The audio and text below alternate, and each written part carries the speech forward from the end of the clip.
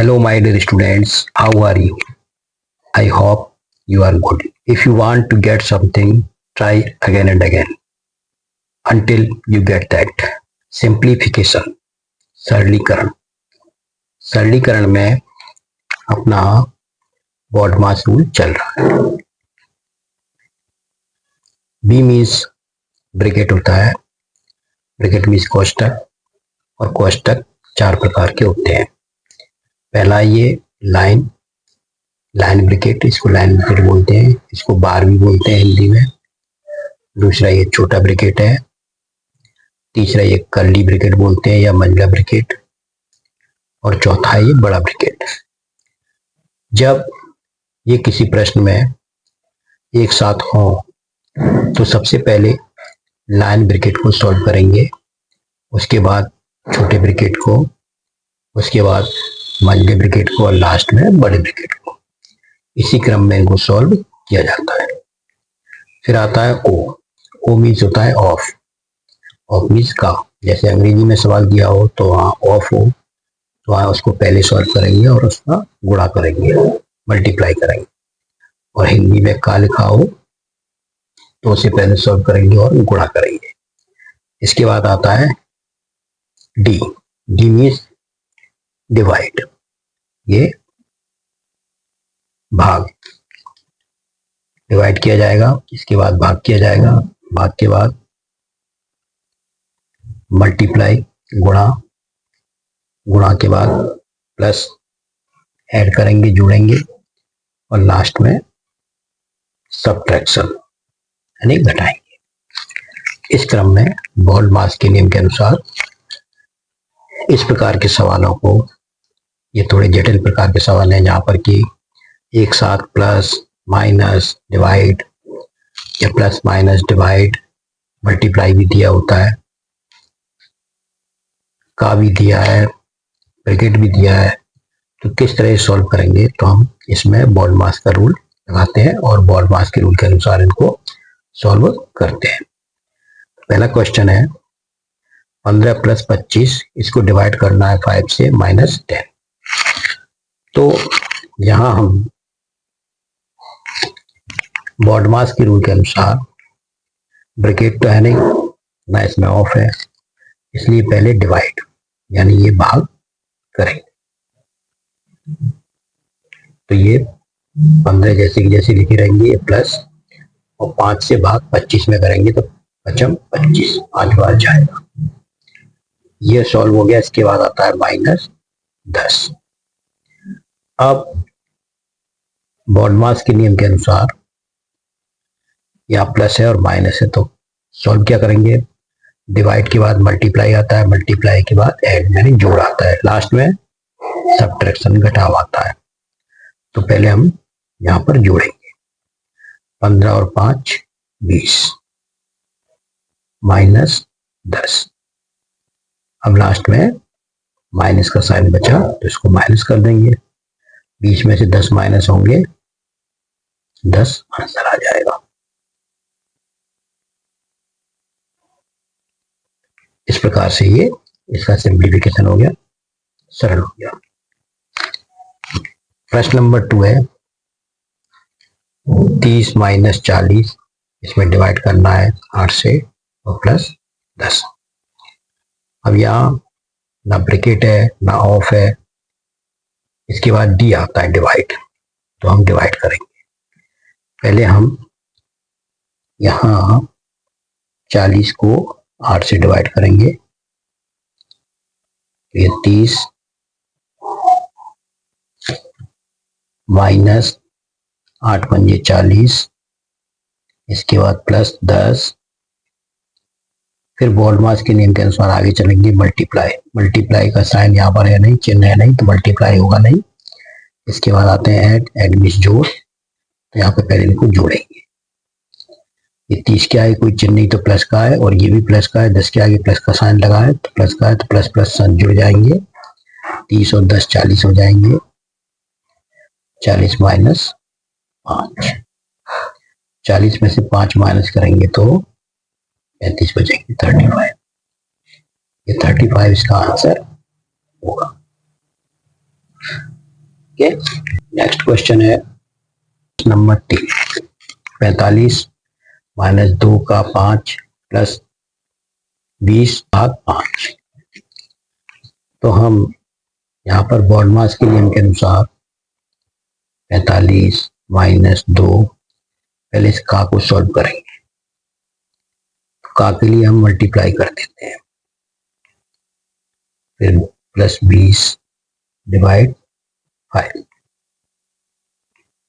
45। इनको सॉल्व करेंगे, का को 5 दूनी 10 प्लस इसके बाद भाग है, फिर हम बॉडमास के नियम के अनुसार इसमें डिवाइड करेंगे। 5 चौक 20, इसके बाद 45 और ये 4 जुड़ जाएंगे तो 49 हो जाएंगे। इसमें से 10 माइनस कर देंगे तो ये आ जाएंगे 39। ये आंसर आ जाएगा।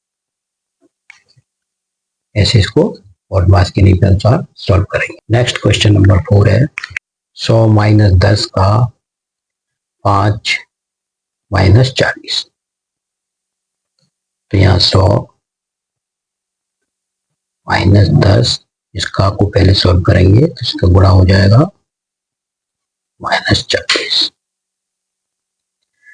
100 माइनस इन दोनों का मल्टीप्लाई हो जाएगा, 5 दाई 50 माइनस 40।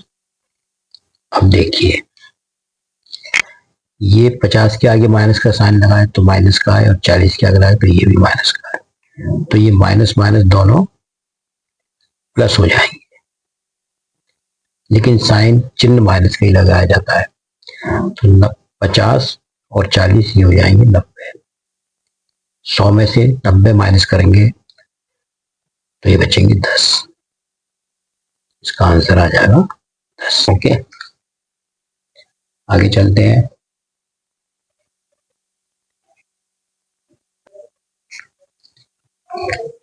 बारह प्लस 15, इसमें भाग 5 माइनस 5।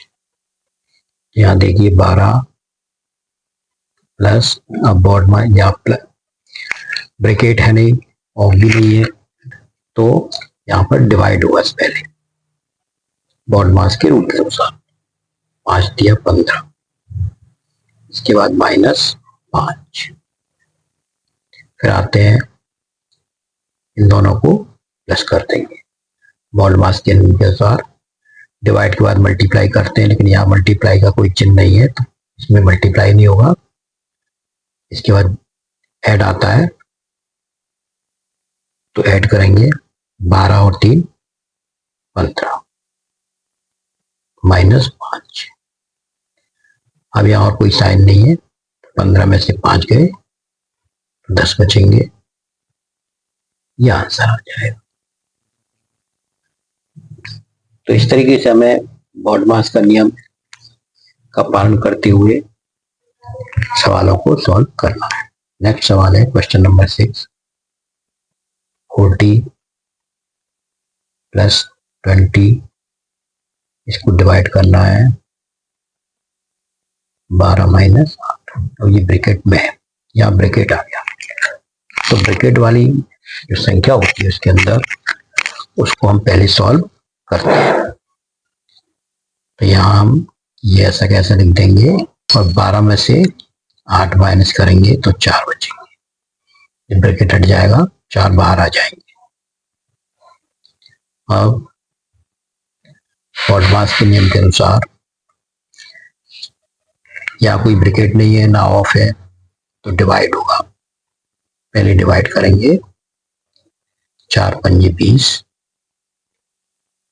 इसके बाद 40 और 5 को जोड़ेंगे 45 हो जाएंगे।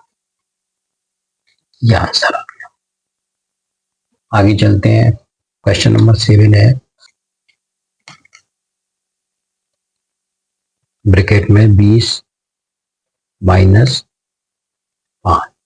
फिर माइनस, फिर ब्रैकेट में 12 माइनस 20। अब बॉडमास के नियम के अनुसार ब्रैकेट के अंदर की संख्या में डिवाइड का साइन है तो उसको पहले डिवाइड करेंगे, 5 से इसको डिवाइड कर देंगे। यहाँ देखिए इस ब्रैकेट को सॉल्व करेंगे तो ये 20 में से 5 गए तो 15 बचे। यहाँ 12 माइनस 5 चौक 20 डिवाइड करेंगे, 15 माइनस 12 में से 4 घटा देंगे तो 8 बचेंगे। अभी ब्रैकेट हटा देंगे, 15 माइनस 8, 15 माइनस 8, 15 में से 8 माइनस करेंगे तो ये बचेंगे 7। इस तरह से इसका आंसर आ जाएगा 7। इसका लास्ट क्वेश्चन है क्वेश्चन नंबर 8।